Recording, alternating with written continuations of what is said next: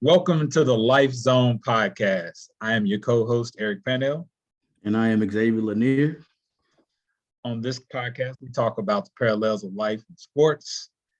This episode is also sponsored by Appliance Medic, bringing your appliances back to life, and Phase Consulting Partners, where they help you to, as your small business or any size business, with your training, portfolio management, learning, and development needs. Be sure to download both apps on iPhone or Android, and they'll take care of you. What's going on, man? Ain't nothing, man. Happy to be here, man. Thanks for you guys watching on YouTube. We appreciate that. Most definitely. Hey, man. Hey, the race to 16 is on, buddy.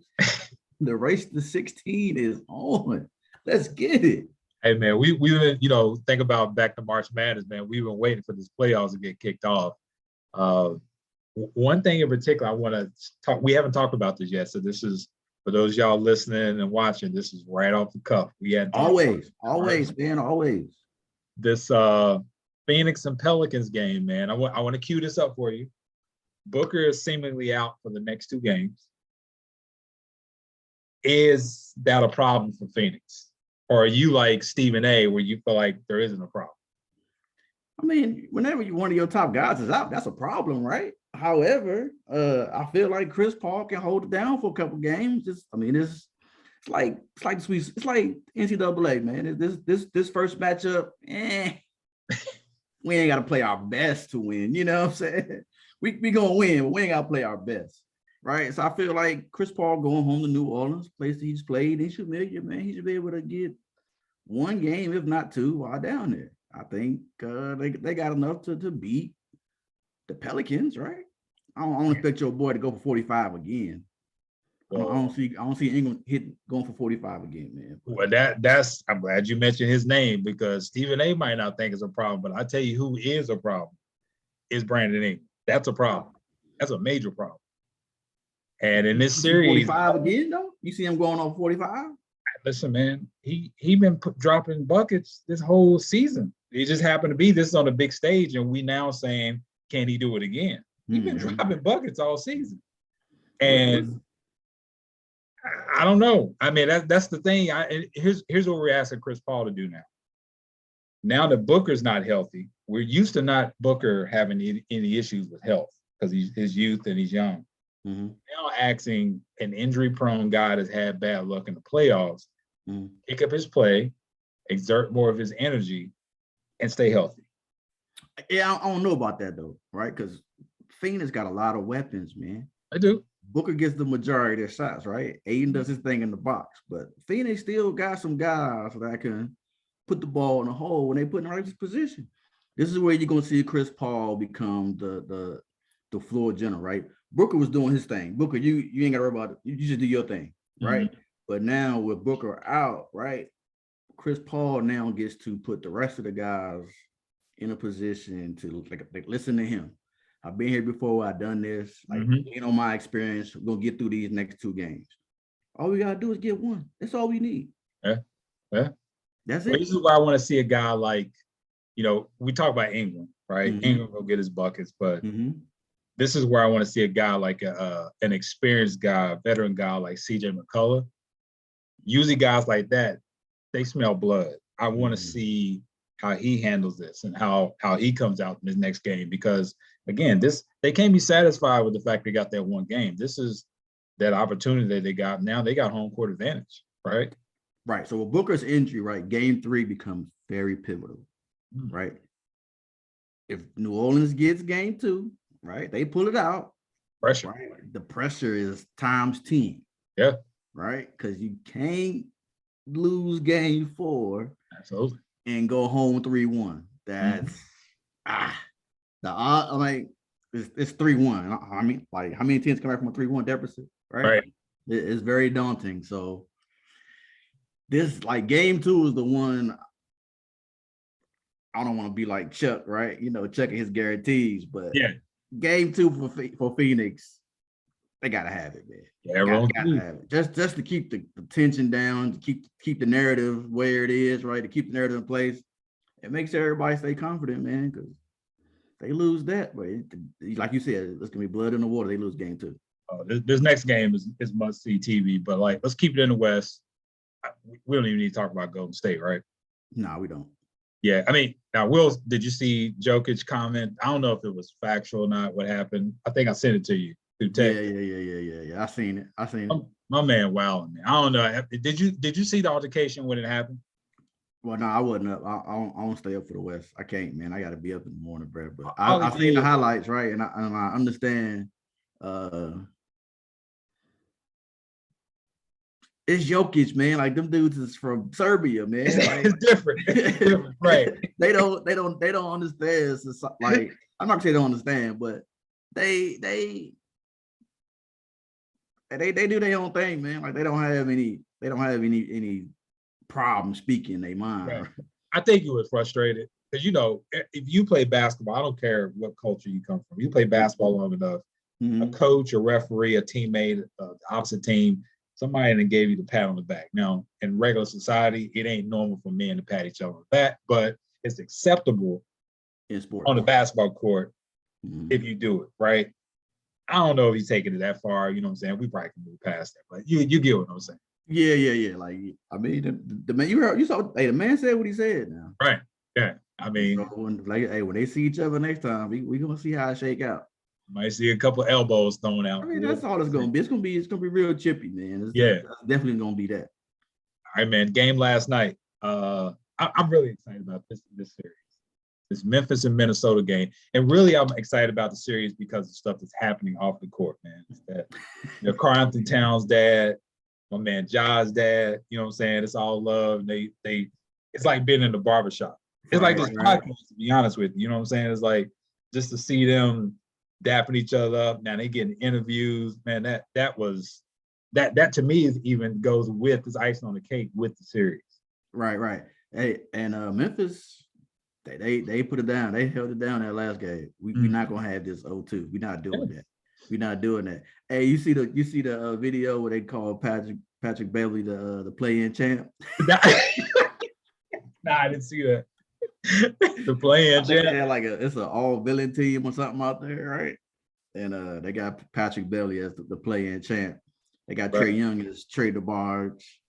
There's some other cats on there too. I think, of course, Kyrie and Ben Simmons is on there, but yeah, man. They call Pat Beverly the play-in champ, all up on the scores table and stuff. So this is when I knew it was a must. I knew it was a must win, but this is when I knew it was a guaranteed win for Memphis. You remember in the Last Dance when Jordan was in the locker room with the baseball bat? Yep. Ja Morant posted that on Twitter. And that's when I knew it's over. Yeah. He was like, people talking, but we'll see him again. I think the energy is different. Now, I'm gonna tell you something, man. Like Chuck says something about before the game, they had me thinking. He says that Minnesota has the better team. So he said when you look at if I were to ask you who are the best players in this series collectively between both teams, you say Ja Morant, who plays for Memphis. You say D'Lo, who plays for the Timberwolves. You say Edwards, who plays for the Timberwolves, and you play Karl Anthony Towns, who plays for the Timberwolves. And down the line there, you would get to the next Memphis player. Do you see it the same way? I do. I think Minnesota has the better collection, like team, like all around team. Like everybody know their roles, they accept their roles, and they play their roles to perfection, right? Right. Memphis, they all young, man, and they all collectively do their thing. Like Ja Morant's the star because somebody has to be a star. But Memphis can win without him. So, I mean, like everybody does their thing. Nobody has like a set role. Like whoever scores, like whoever's hot, we go with that. But I do think I can agree the fact with Minnesota having a better team, like that whole team concept, right? Edwards and Towns going to post a score, like Patrick Beverly going to play defense. Their role players are going to play their roles, right? Everybody understands that, and they play to that, which is why they are where they are. In basketball, as you know, it's like it always comes down to style of play. I think for Memphis, if they come out with high energy, generate turnovers, and able to get out and run, that's the style. It tilts the game, the floor in their favor. Now Minnesota likes to run and shoot too, don't get me wrong, but I think Minnesota has a better chance to play half court basketball, where you got D'Lo, you got Karl-Anthony Towns, and you got Edwards. They're better at that for me than Memphis. Absolutely, because they're Minnesota has more options in the half court to get a bucket than Memphis does. Like Ja Morant can get his own shot, but everybody else is pretty much out of the offensive flow. So if they're not hitting, it's gonna be a long night. Whereas Minnesota can go in a couple different places.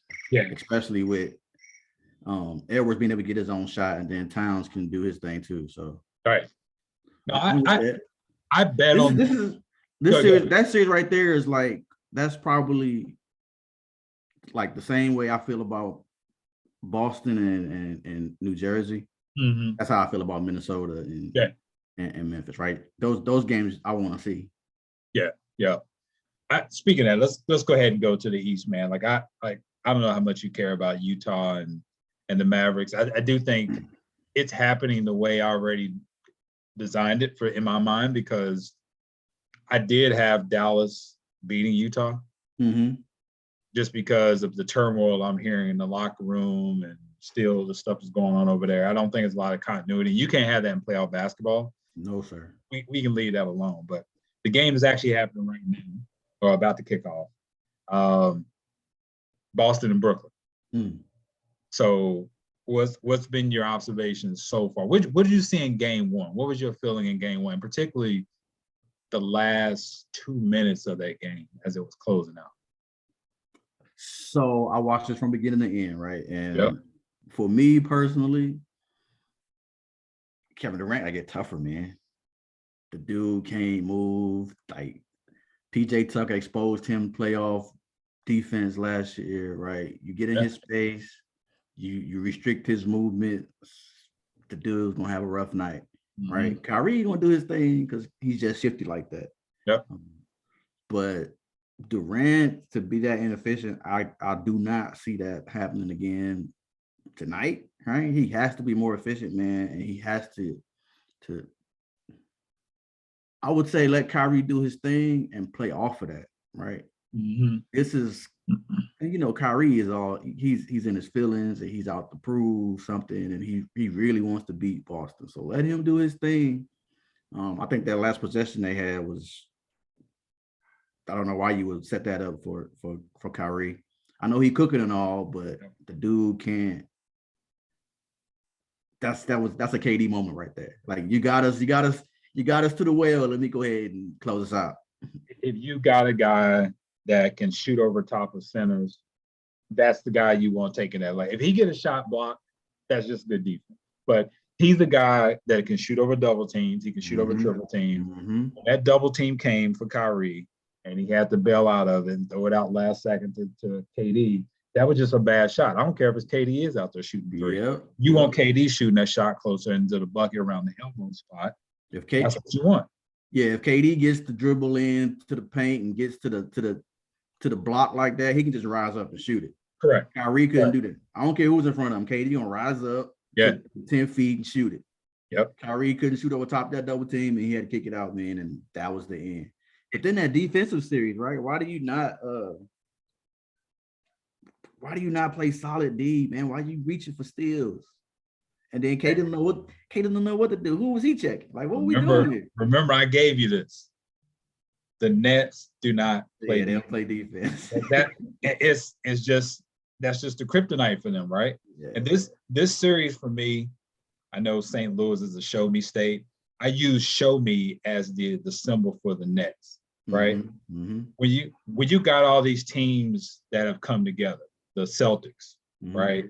LeBron squad, these other teams that brought a collective of talent together that you're like, man, I can't wait to see this.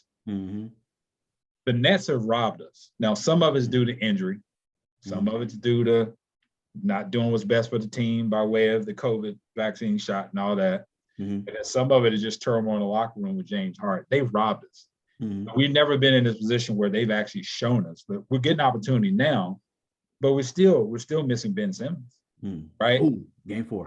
I want to see it all together. I want to see the recipe together. I want to see it on the court. I don't want to speculate and wonder what it's going to be like. I want to see it. They looking at game 4 for Ben Simmons, man.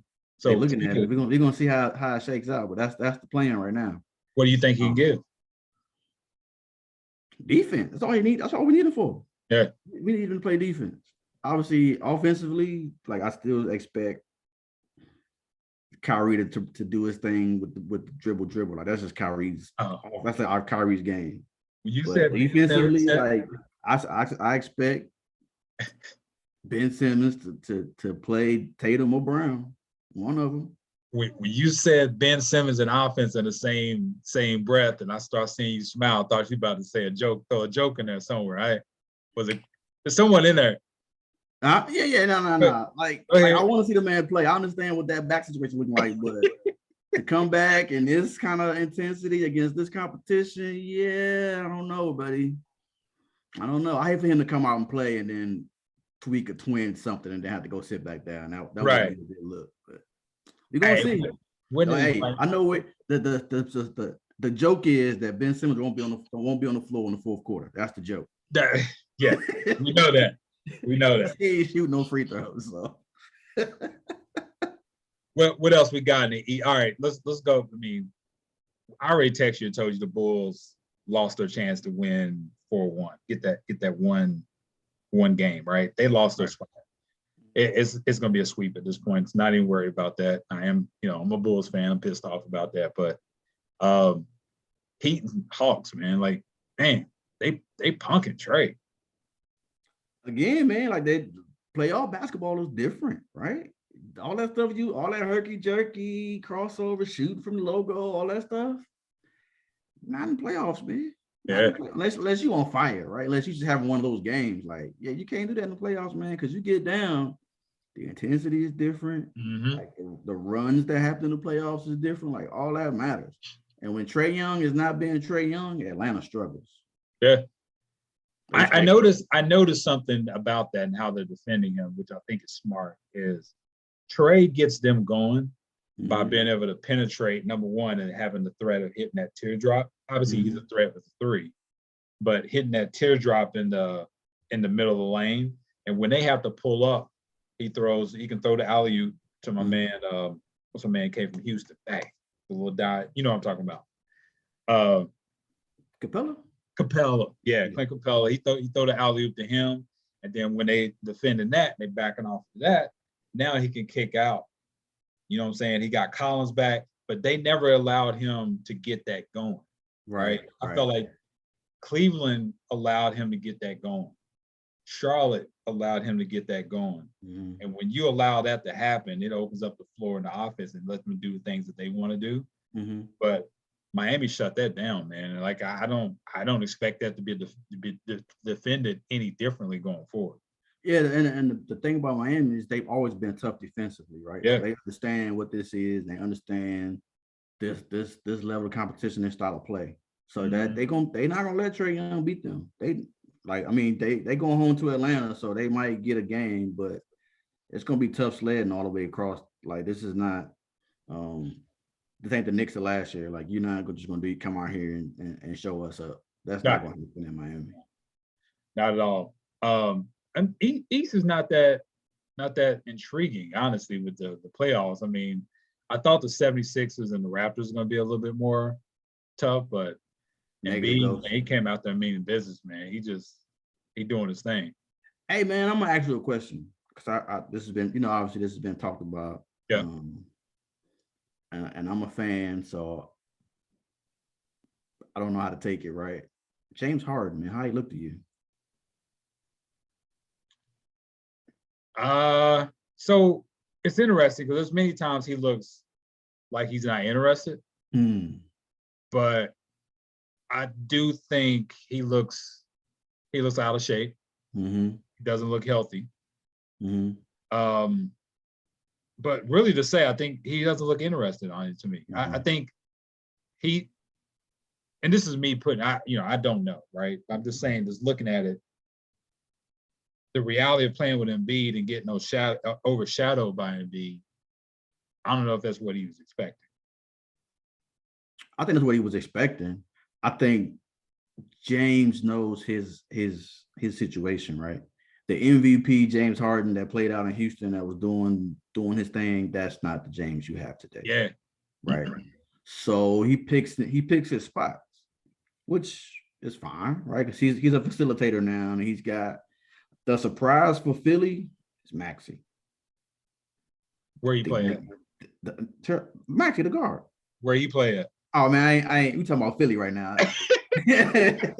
he playing in Philadelphia right now. You knew where I was going. Yeah. He playing with Philly right now. He one of them city of brotherly love, man. But he's stepped into that other guy, right? Yeah. Harden comes down, he can facilitate, and Maxey ain't afraid to take a big shot. Right. And Embiid's on the bench and it's Harden and Maxey out there. Harden is deferring to Maxey. Yep. Right? Yeah. I don't know. Like, I don't know. I think this is just the way James plays now. I mean, I think that he's on the downhill slide now. He's on the backside of his prime. This is he's got enough talent that if he adjusts to where we are, he's got enough talent to where if he does that, he can play a pivotal role where he can, again, pick his spots. And I think guys like Carmelo would have fared well if he would have figured that out, that could have been his way. There's tons of other guys we could talk about that if they just got out of that mindset that I got to be the top guy, I got to be a top performing guy, and having the most numbers, most points and all that stuff, and just fill a spot and let other people kind of come along and do work, it may have produced a championship for him. Yeah, I don't know, man. I just feel like he has to, he just has to, I think what I wanted to see from James Harden is not even going to be possible, right? That's just not in his thing. That's just not in his game right now. I was looking for the Houston James, right? And that's not him anymore, man. So he's got comfortable in this facilitator role and playing with other superstars. He's got comfortable in y'all do y'all thing, and then I'm gonna just do my thing. Right. Off of y'all. So I don't know, man, but they definitely got too many weapons for Toronto. Toronto just can't score enough points to beat them. Yeah. Well, look, man, I know we're about to tune in. They tipped off yet? Boston and Yeah. Okay. Yep. 7 minutes in the first quarter. All right, we're about to get into it, man. We appreciate everybody for tuning in to YouTube and Spotify, Apple Podcasts. What kind of parting notes you got for us, man? Hey, man, as always, rate us, review us. It's good to talk basketball, even though there's some moves in the NFL, right? Yes, but sir, basketball is headlining right now, and I'm tuned in right now. As you see it, I'm watching. Oh, somebody just got dunked on. But yeah, let me yes, sir, man. Let me get my popcorn ready. I can sit back and enjoy some hoops, man. This is gonna be a good one right here. It's gonna be a good one right here, man. Real quick, man, what you think about we can't not talk about Debo, right? And the boys. These trade requests, man. What you think? I mean, it's a wide receiver market right now, man. Like wide receivers. I mean, I get it. The style of play that he plays with, he wants to get paid. He wants to make sure he's covered. And he knows, like I told Greg and him earlier, he's got leverage, man. Like their style of play goes through him. Shout out to G Money, man. He's a diehard 49ers fan. I know he's all over this insider news. But yeah, for me, I know that the GMs of the league are kicking the GM out of LA, the Raiders GM out of Vegas, and the GM in Miami, they better watch their back. Yeah. somebody might get taken out. They done blew up the whole contract situation in the NFL, man. With these contracts, well, they got all these wide receiver ones out here trying to get these big checks, these guaranteed contracts, man. I ain't gonna lie, I'm a little nervous about our wide out. Yeah, me too. Me too. He want his money too, and I get everybody should be on alert. Yeah, I get it, man. Well, come on, let's play some football, man. Let's play some football. But hey, appreciate it, man. Let's wrap this thing up. Like you said, man. Thanks for listening. Wherever you get your podcast, rate us, review us. Appreciate you guys watching on YouTube. It's always a pleasure, man, talking to my man E. Sir, no doubt. Peace. Peace.